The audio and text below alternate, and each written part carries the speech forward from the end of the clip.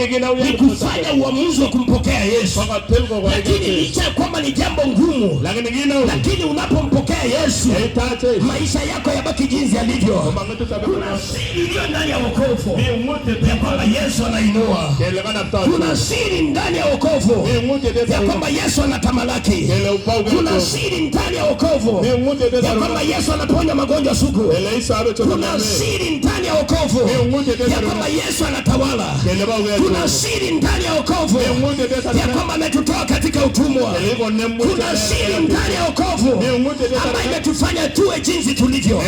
Kuna siri ndani ya wokovu ya kwamba akili zetu zilikuwa refurbished ili tupokee utakatifu.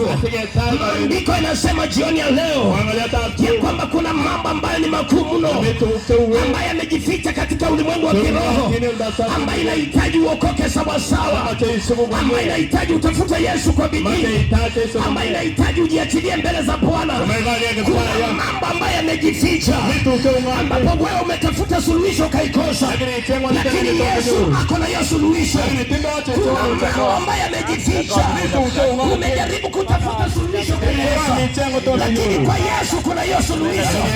Kuna mambo umejaribu kutafuta katika familia, lakini yamekuwa magumu wewe kuyapata, lakini kwa Yesu kuna suluhisho.